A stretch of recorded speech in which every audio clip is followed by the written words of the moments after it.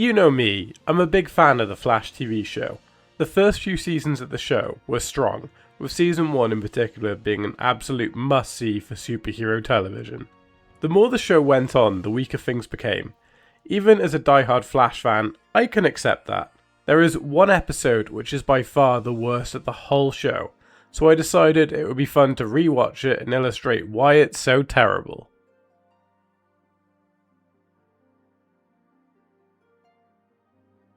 So, the good, the bad and the lucky. IMDb was calling this the worst episode.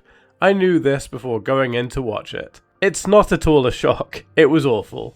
Now, I'm biased because of my love for this show, but I do think people are generally too harsh on it now.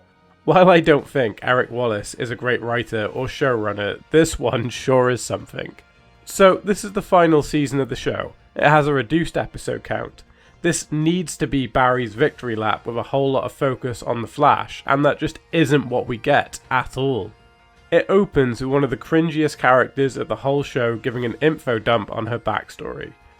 She was a character who had a few appearances throughout season 4 and even had a spotlight episode, which in itself was also terrible. She tells the audience that she's been having nothing but bad luck. The dialogue used is atrocious. Not that it's a surprise for Wallace's writing style, and the use of the tune in the background is equally as poor. We had to endure Sunshine, Lollipops and Rainbows by Leslie Gore, which I have no qualm with this song specifically. The use in this opening montage makes the whole episode feel like a cringy children's television show, or some kind of parody, not an episode of The Flash. I cannot take it seriously, which is not good for an opening hook. That along with the actress who plays Becky using the cringy high-pitched voice is ear poison. It's so uncomfortable to have to hear. This episode is actually the worst.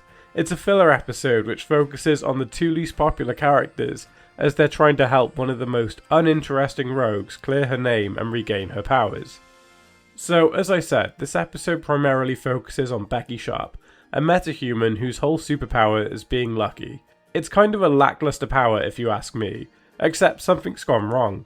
All of her good luck powers have vanished. She is nothing but unlucky now, and it's up to Cecile and Allegra to try to find out why and to clear her name. Absolute top-notch plot and character writing for this one. It's so good that the Flash barely even appears in it. But that's fine, we don't need him. We have everyone's favourite members of Team Flash on the case. So, Becky's husband is found on the apartment floor with blood coming from his head, and the police naturally assume that she is the one who murdered him. Especially considering the fact that the murder weapon was one of her high heels. So she ends up in a desperate state and pleads for Cecile to help her along with Allegra for some unknown reason. Now, Allegra, for a small part of the episode, feels like a plot tool as she quite literally uses her ultraviolet light to find residue on the poker token. This kind of acts as the whole catalyst for the episode, but it wasn't well hidden. Cecile or Becky could have easily found it and asked why it was there. It's not clever of a setup. From here on out, it's mostly waffle really to pad the plot. The three of them get attacked a few times by two guys who want to kidnap Becky. It's not that fun really. Cecile can't use her powers properly, and we have a horrible use of CGI to highlight this. Becky, despite being unlucky, is conveniently able to smash a bottle against the guy's head. You know, despite the fact this episode has gone out of its way to prove that she has no luck whatsoever. So like, did the writers forget for a moment or what? Boy, I really hope somebody got fired for that blunder. Becky gets kidnapped, so once again it's up to Cecile and Allegra to find her and save the day. A kind of character subplot, if you can really call it that, revolves around Cecile worrying that she won't make it back in time for her daughter's birthday. So she misses the train but promises to be there the next day. Her anxiety over this means she is unable to use her powers properly, as illustrated by that awful bar scene. Now, there is so much wrong with this, the main issue being the problem. Before Barry went away for his holiday, he said if the gang needed anything to let him know. Barry has super speed. It may take a second or two out of his day to pick up Cecile and run her to where Joe and her daughter are. So, why not do that? Why worry and panic over a really dumb reason which is massively redundant on a TV show called The Flash? I understand not wanting to summon Barry to fight a villain of the week. they can handle it, but this is something that can very easily be solved, and very quickly. It wouldn't even put the tiniest of dents into Barry's trip. There is no stake or ticking clock here, and Cecile believing so is ridiculous. Hey, that is so stupid! So it turns out the jewellery Becky's fiancé gave her was a power dampening device disguised as a wedding ring, bought in conjunction with her brother-in-law, who was the true villain of this episode. He had a huge gambling debt to pay off, so forced Becky to run the poker table so he could win over and over again. And he was, over 50k until Chester turned off the lights so Cecile and Allegra could sneak upstairs. Cecile uses her powers and removes the ring. This leads to Becky getting lots of good luck and stopping the brother-in-law. Despite there being no scenes to illustrate the reasoning, Becky is released and the brother-in-law goes to prison. Okay then, I guess. We had nothing happen for most of the plot and some badly written dialogue to tell us this outcome. It's an Eric Wallace season, it's to be expected. The subplot is kind of pointless. Mark is convinced that fan favourite character Keown must have ice powers. She doesn't, that's the whole plot. They learn that Keown isn't even human, but something else. Maybe the god of life, like I called at the beginning of the season, but who knows.